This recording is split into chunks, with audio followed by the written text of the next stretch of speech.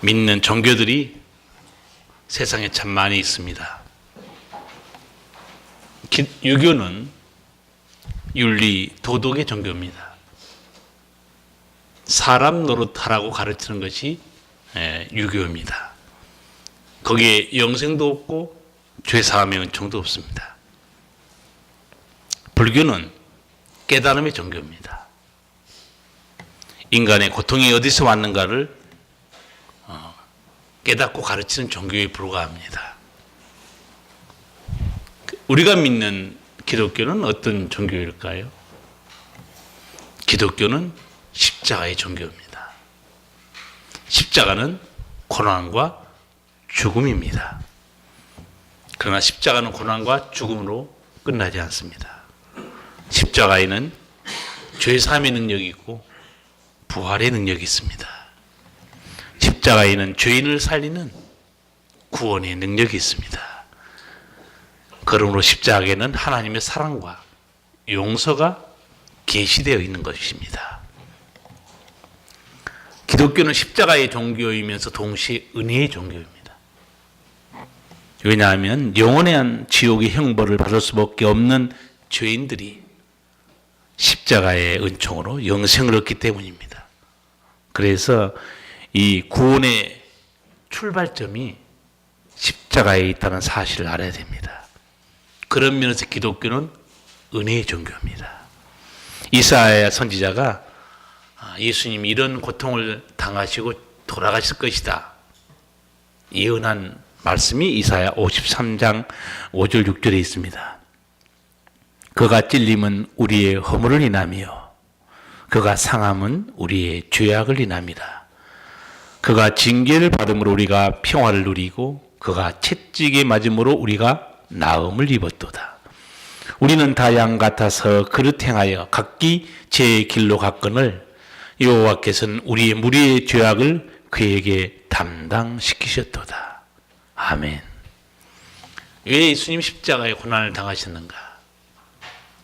우리가 알지 못하고 있을 때 우리의 죄도 우리의 질병까지도 담당하셨다는 거예요.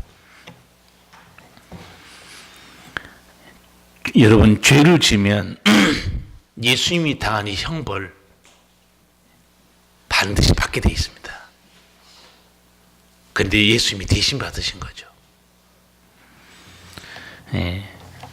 이것이 죄의 대가입니다. 오늘 32절, 33절을 보면 예수님께서 십자가에 못 박히시는 걸 볼 수 있습니다. 십자가에 달리신 예수님이 마지막 7마디 말씀을 남기시고 하나님 품으로 돌아갔어요. 첫 번째 예수님이 십자가에서 남긴 말씀이 34절입니다. 같이 읽겠습니다.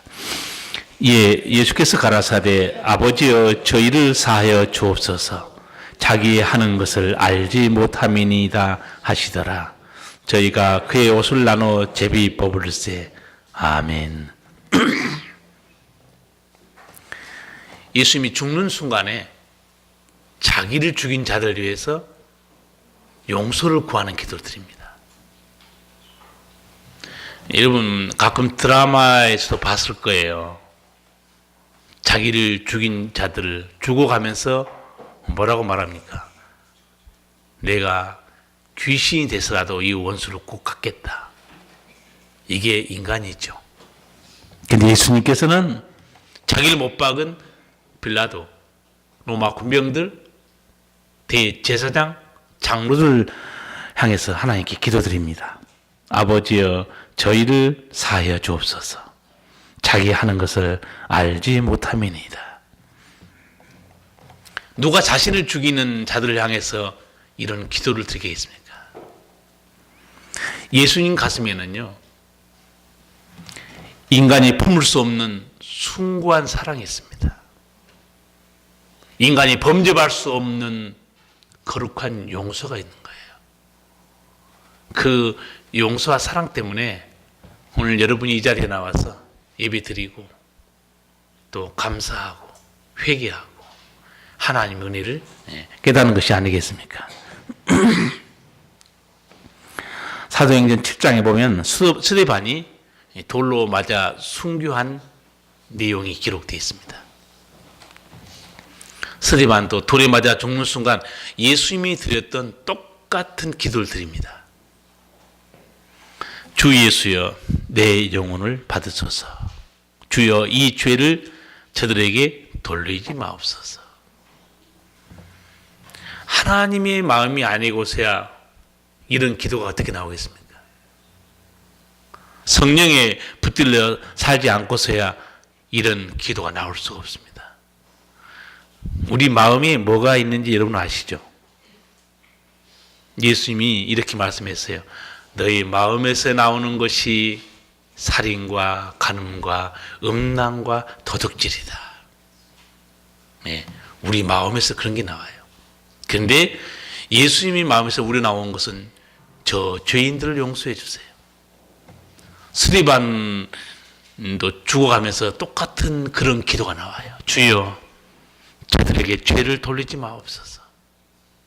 네. 성도 여러분도 이런 예수님의 마음을 품고 사시기 바랍니다. 그러면 첫째는 자기가 행복합니다. 자기 마음에 평강이 있어요.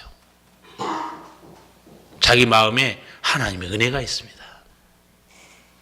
원래 우리 마음에 있었던 것은 예수님 말씀대로 살인과 간음과 음란과 도둑질, 우상 숭배, 시기 이런 것들이 우리 마음에 있었는데 십자가로 우리를 다 담당하시고 새 사람을 지어주는 거예요. 그게 새로운 피조물의 은총입니다. 우리 죄를 짊어지신 예수님 십자가에 달려있는데 사람들이 조롱하고 비웃습니다. 35절에서 37절 같이 읽겠습니다. 백성은 서서 구경하며 관원들도 비웃어 가로되 저가 남을 구원하였으니 만일 하나님의 택하신 자 그리스도여든 자기도 구원할지어다 하고 군병들도 희롱하면서 나와 신포도주를 주며 가로되 내가 만일 유대인의 왕이여든 내가 너를 구원하라 하더라. 아멘. 십자가에서 살이 찢어지는 고통, 피를 흘리고 있는데 사람들이 얼마나 악한지 알 수 있죠. 우리들도 사람이 너무 큰 고통을 당하면요 밉지만 불쌍합니다. 그런데 조롱하고 있어요. 십자가에서 물과 피를 쏟고 사경을 헤매는 예수님을 쳐다보면서 조롱합니다. 뭐라고 조롱하죠? 저가 남을 구원하였으니 만일 하나님의 택하신 자 그리스도여든 자기도 구원하라. 근데 이 조롱하는 말 속에 놀라운 진리가 들어있습니다. 어떤 진리가 들어있습니까? 조롱하는 말 속에 진리가 있어요. 저가 남을 구원하였으니. 예수님이 남을 구원했다는 사실을 엄격히 인정해버린 겁니다. 예수님 남을 어떻게 구원했습니까? 무덤 속에 죽어있는 나사로 불러내셨어요. 구원하셨습니다. 눈먼 자리에 눈을 뜨게 해줬어요. 남을 구원하신 거죠. 중풍병자와 문둥병자가 치유해졌습니다. 구원해 주신 겁니다. 자기들이 예수님을 조롱했는데 그 가운데 진리의 말이 나와버린 거예요. 저가 남을 구원하였으되. 그렇죠. 구원했죠. 내가 그리스도면 너도 십자가에 내려서 구원하라. 예수님이 왜 십자가에서 안 내려왔겠죠? 안 내려온 이유가 있죠. 네. 완전한 속죄의 제물로 드려지기 위해서 십자가에 그냥 달려 계신 거예요. 그래서 내가 왜 십자가에 달린 것도 알지 못하고 조롱하니까 예수님이 기도를 한 거죠. 저들의 죄를 사해 주세요. 저들이 지금 뭐 하고 있는지 모른다는 거예요. 내가 예수 믿는 사람이 내가 그리스도냐? 그러면 너 자신을 구원해라. 그 죽음의 그 십자가에서 한번 살아나 봐라. 예수님은 죽음의 십자가에서 살아났을까요? 안 살아났을까요? 살아났습니다. 결국 3일 만에 살아나셨어요. 왜 예수님이 살아나셨는가? 베드로가 정확하게 설교합니다. 예수님은 사망에 매여 있을 수 없었다는 거예요. 왜냐하면 사망에 매인 자들은 죄인들이 매여 있습니다. 예수님은 우리 죄를 짊어지신 거지 예수님 죄가 없기 때문에 3일 만에 다시 살아버립니다. 인류 역사상 어떤 종교에도 부활은 없습니다. 부활은 하나님이 자녀인 우리에게 주신 최고의 선물이에요. 최고의 은총입니다. 예수님께서 십자가에 달릴 때 강도 2명도 함께 달렸죠. 그 중에 한 강도가 예수님이 구세주인 줄 알고 죽는 순간에 살려달라고 간청해요. 여기서 예수님의 십자가의 두 번째 말씀을 우리가 듣게 됩니다. 41절, 43절까지 같이 읽겠습니다. 우리는 우리의 행한 일에 상당한 보응을 받는 것이니 이에 당연하거니와 이 사람의 행하는 것은 옳지 않은 것이 없느니라 하고 가로되 예수여 당신의 나라에 임하실 때 나를 생각하소서 하니 예수께서 이르시되 내가 진실로 내게 이르노니 오늘 내가 나와 함께 낙원에 있으리라 하시니라. 아멘. 강도 2명 중에 한 사람이 예수님 알아봅니다. 예수님 저 천국에 데려가 주시면 안 될까요? 근데 이 강도에게 예수님이 뭐라고 말하냐면 내가 나와 함께 오늘 천국에 들어갈 것이다. 근데 저 천국에 들어가면 안 될까요? 부탁해서 들어간 것 같죠? 천만의 말씀이에요. 예수님은 어떤 사람을 구원하시는가? 회개하고 믿는 사람을 구원하십니다. 이 강도의 회개와 믿음이 여기 다 들어있어요. 짧은 글 속에 한번 찾아보세요. 이 강도는 자기가 죄인됨을 어떻게 고백합니까? 41절에 우리는 우리의 행한 일에 상당한 보응을 받는 것이 이에 당연하거니와 우리는 십자가에 죽어 마땅할 죄인이라고 자기 일을 회개합니다. 고백하고 있어요. 그리고 예수님에 대해서는 어떻게 고백합니까? 이 사람의 행한 것은 옳지 않은 것이 없느니라. 예수님은 의인이요 우리의 구세주라는 거예요. 여러분 예수님의 구원의 진리는 동일합니다. 죽어가는 순간에도 회개와 믿음이 필요한 거예요.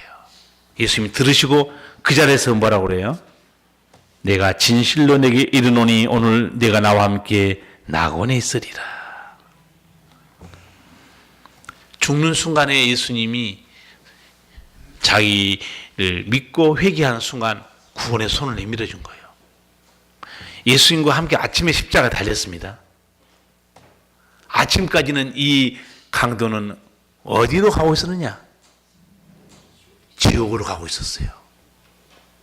근데 점심때가 지나서 오후에는 강도 앞에 천국 문이 열린 겁니다. 아, 이게 얼마나 아주 기적 같은 일입니까? 대반전입니다.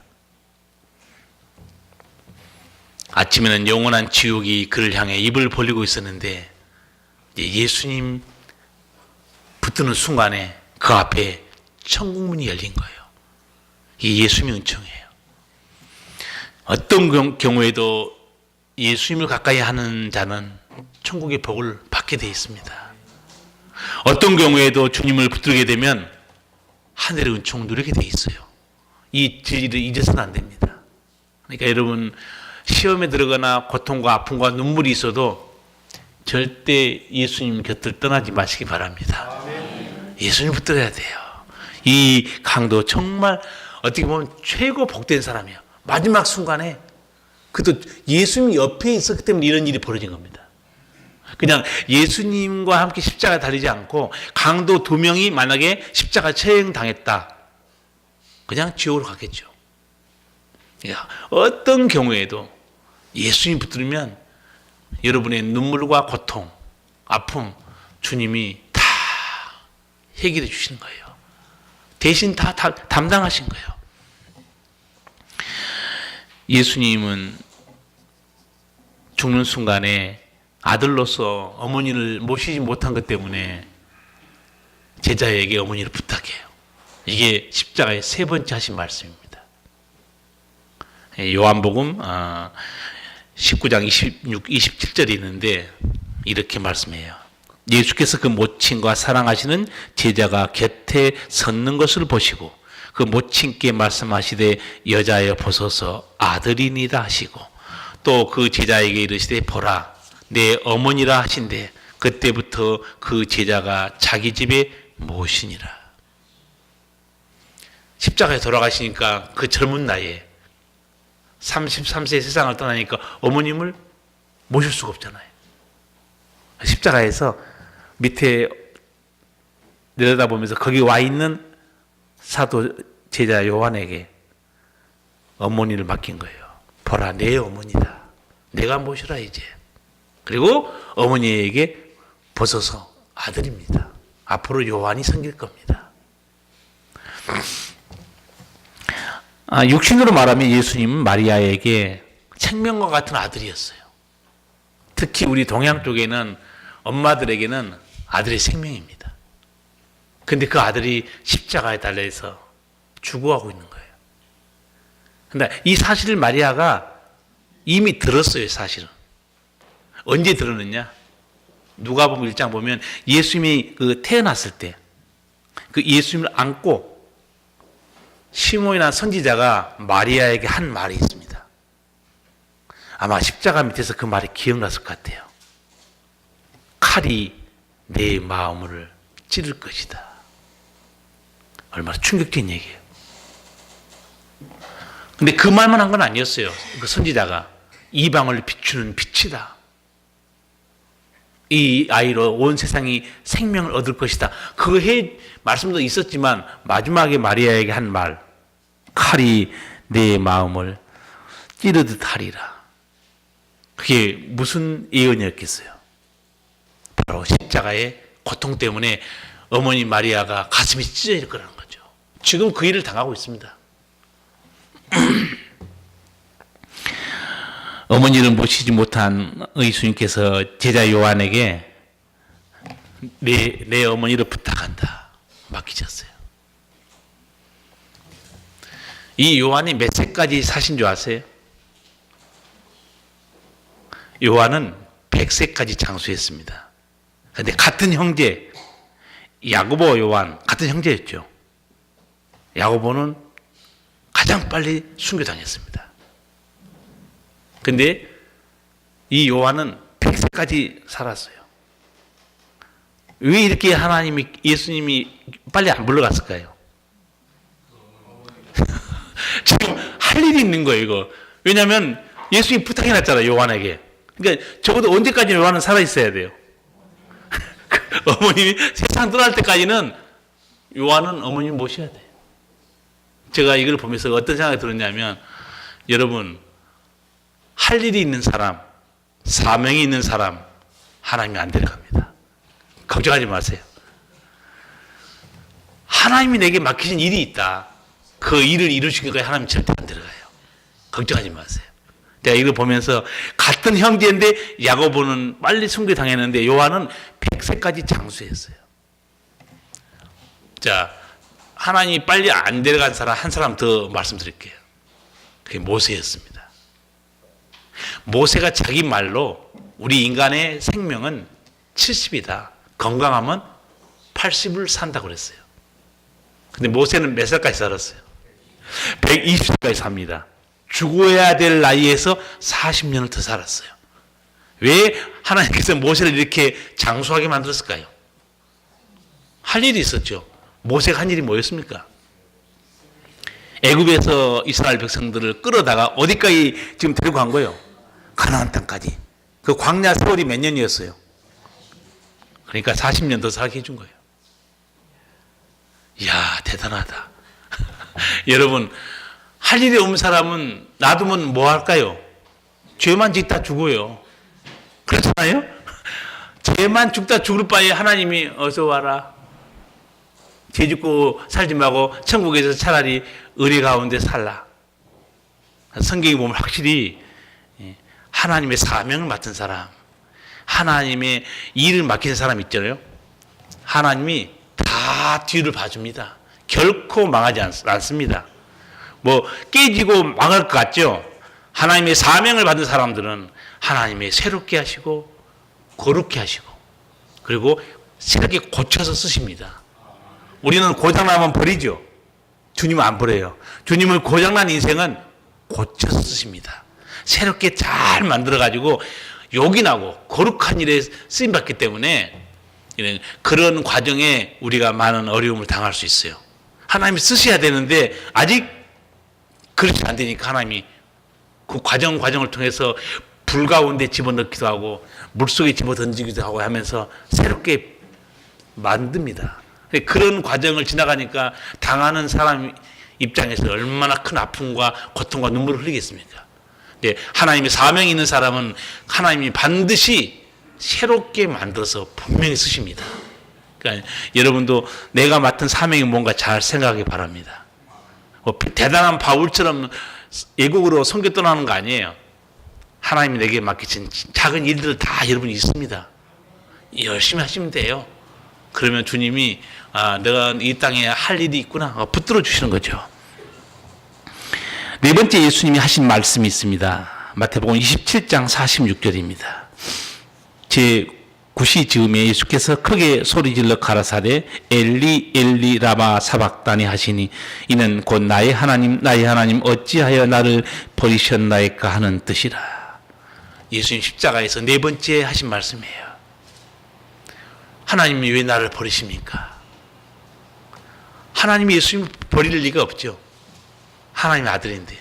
이 하나님 나를 왜 버리십니까? 이 그 절규는요. 예수님의 절규가 아닙니다. 죄인들의 절규예요. 죄인들이 하나님에서 끊어져서 지옥으로 떨어지고 죽음에 들어가는 공포를 느끼기 시작하니까 그 인간이 느끼는 공포와 두려움을 예수님이 대신 외치고 있는 겁니다. 왜? 우리 대신 죄를 짊어졌잖아요. 사도 바울은 예수님 만난 다음에 예수님의 십자가가 우리의 저주를 대신 받으셨구나. 그렇게 고백해요. 그리스도께서 우리를 위하여 저주를 받은 바 되사 율법의 저주에서 우리를 속량하셨으니. 그렇습니다. 우리의 저주를 대신 예수님이 받았기 때문에 죽으실 이유가 없는 주님이 죽으신 거고 마땅히 죽어야 될 우리는 살아난 거죠. 이 십자가의 구원의 신비고 구원의 능력입니다. 다섯 번째 예수님이 하신 말씀이 있습니다. 요한복음 19장 28절에 있는데 이렇게 말씀했습니다. 이후에 예수께서 모든 일이 이미 이룬 줄 아시고 성경으로 응하여 하려 하사 가라사대 내가 목마르다. 예수님이 목마르다는 게 무슨 뜻이겠어요? 예수님은 완전히 인간의 육체를 입으신 겁니다. 왜 인간의 육체를 입으셨는가? 속죄의 제물이 되시기 위해서. 예수님이 하신 말씀이 있어요. 인자가 온 것은 섬김을 받으러 온 게 아니다. 도리어 섬겨주고 생명을 많은 사람의 대성물로 주려 왔다. 그래서 예수님이 육체를 입고 십자가에 달려 돌아가심으로 우리를 살리신 거죠.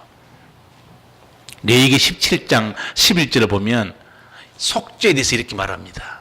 하나님의 세우신 법칙이에요. 육체의 생명은 피에 있습니다. 생명이 피에 있으므로 피가 죄를 속하느니라. 생명이 피에 있다. 피는 생명을 상징하는데 이 생명이 죽어야 다른 생명을 살 수 있다. 생명의 구원은 돈으로도 안 된다고 그랬어요.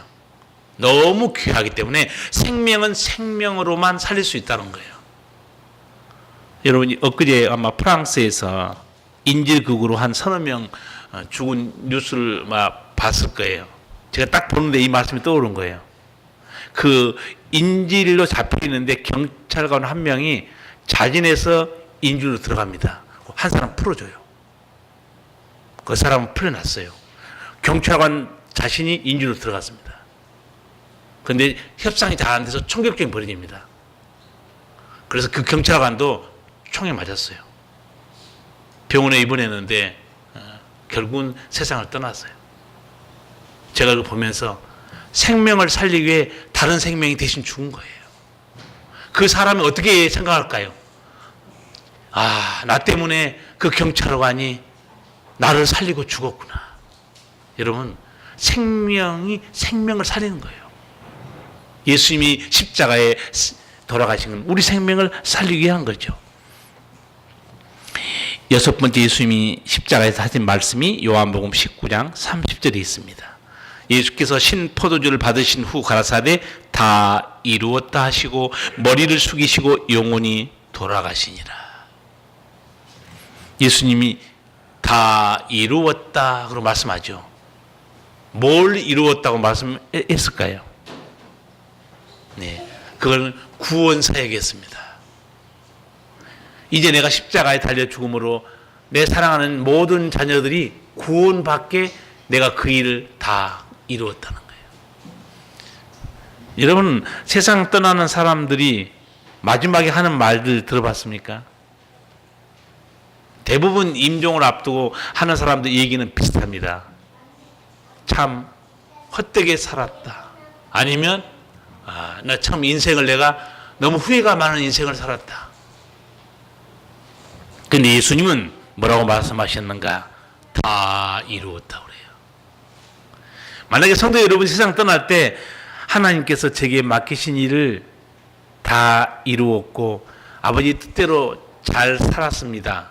그렇게 여러분이 고백할 수 있다면 그건 대단한 성공하는 신앙입니다. 그렇잖아요. 예수님은 다 이루었다. 성도 여러분도 말씀과 함께 삶으로 후회 없는 인생을 살기 바랍니다. 마지막으로 예수님 하신 말씀이 있습니다. 오늘 누가복음 23장 46절에 기록되어 있습니다. 같이 읽겠습니다. 예수께서 큰 소리로 불러 가라사대 아버지여 내 영혼을 아버지의 손에 부탁하나이다 하고 이 말씀을 하신 후 운명하시다. 아멘. 십자가에서 마지막 하신 예수님의 말씀은 아버지여 내 영혼을 아버지의 손에 부탁합니다. 예수님 십자가에 속죄 제물로 죽어 없어진 게 아니고 아버지께 돌아간 겁니다. 살아생전에 예수님께서 제자들에게 늘 하신 말씀이 있었어요.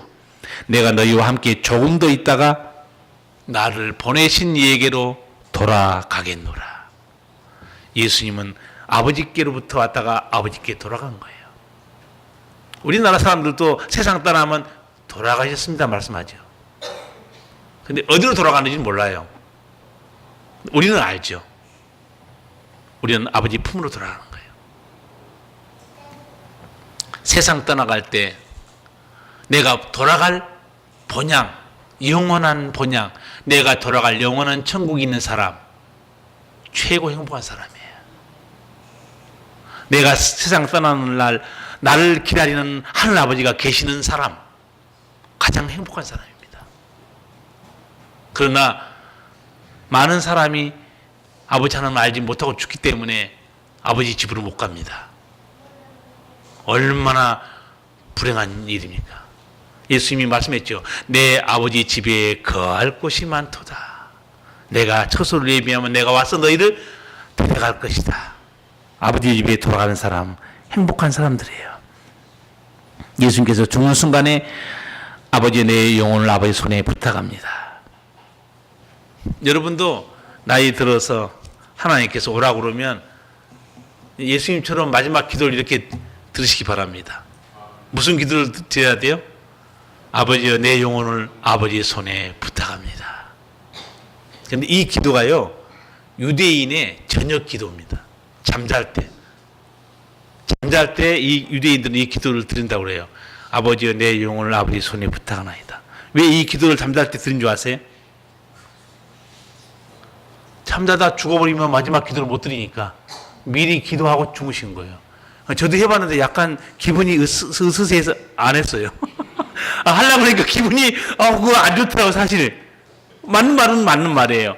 그러니까 저녁에 자면서 한번 해봤는데 기분이 별로 안 좋은 것 같아요. 믿음이 없어 그런지. 아버지 내 영혼을 아버지 손에 부탁하고 저녁에 잡니다. 근데 뭔 일어나면 그게 마지막 기도인데 실험 삼아서 오늘 저희 한번 실험해 보세요. 딱 목욕하고 주무시기 전에 누워가지고 아버지 내 영혼을 아버지 손에 부탁합니다. 그리고 잘 자겠습니다. 잘 자는 건 좋은데 아버지 손에 부탁한단 말이 약간 겁이 나는 거죠. 예수님의 마지막 기도. 오늘 찬양대에서 찬송가 135장 갈보리산 위에 찬양했어요.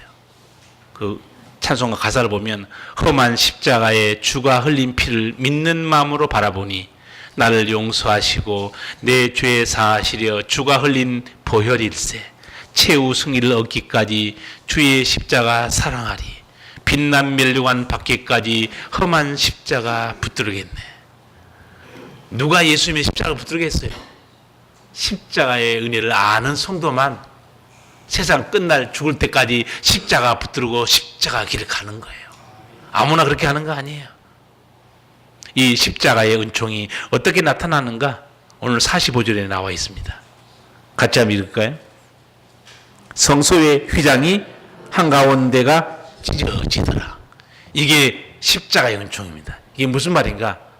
예수님이 골고다 언덕에서 운명하는 순간 같은 시간에 예루살렘 성전에 있는 지성소 앞에 가려진 그 휘장이 둘로 쫙 찢어진 겁니다. 얼마나 놀라운 신비로운 광경입니까? 예수님이 십자가에서 운명하는 순간에 예루살렘 성소의 휘장이 찢어지는 거예요. 이게 정말 방송으로 본다면 기가 막힐 거예요. 이원 생방송으로. 이게 뭘 의미하겠어요? 지성소는 대제사장만 들어갑니다. 1년에 한 번. 근데 예수님 십자가 돌아가시면 휘장이 찢어진 것은 누구든지 하나님 아버지 앞에 나갈 수 있다는 거예요. 그걸 히브리서 10장 19, 20절에 보면 이제는 우리가 성소에 들어갈 담력을 얻었다는 거예요. 그 두렵고 거룩하신 아버지 품에 이제 누구든지 들어갈 수 있다는 거예요. 그래서 여러분이 기도드리고 하나님 앞에 매달리고 아버지 부르고 찬송하고 이 모든 은총을 십자가를 통해서 우리에게 준 선물입니다. 그래서 성소 휘장에 찢어졌다고 기록해요. 여러분이나 저나 이제 십자가의 은총으로 구원받았어요. 구원받은 사람이 어떻게 살아야 되는가? 고린도 후서 5장 15절에서 바울이 정확하게 설명해 줍니다. 그리스도께서 모든 사람을 대신하여 죽으신 것은 살아있는 사람들이 이제부터는 자기들 스스로를 위하여 살지 않고 자기들을 대신하여 죽으셨다가 살아나신 그를 위하여 살게 하려는 것입니다. 이게 예수 믿는 사람이 사는 방식입니다. 나를 살리시려고 돌아가시는 그 예수님 위해 살아야 한다는 거예요. 여러분 이 십자가의 은총을 깨달은 이후부터 여러분 자신을 위해 살지 마시고 하나님의 영광을 위해 사시기 바랍니다. 이게 성도의 마땅한 본분입니다. 기도하시겠습니다. 살아계신 우리 아버지, 허물과 죄로 죽은 우리를 그 공의를 풍성한 하나님께서 끔찍한 십자가의 고통과 죄의 대가를 치름으로 우리가 하나님의 백성이 되고 이제는 죄와 사망에서 벗어나서 믿음으로 살고 기도로 살고 찬송으로 살고 말씀으로 살고 성령의 도우심과 선한 목자 되신 예수님의 도우심으로 살게 됨을 참으로 감사합니다. 남은 생에는 나를 위해 살지 않고 나를 위해 돌아가신 주님을 위해 사는 믿음이 되게 하여 주시옵소서. 예수님 이름으로 기도하옵나이다. 아멘.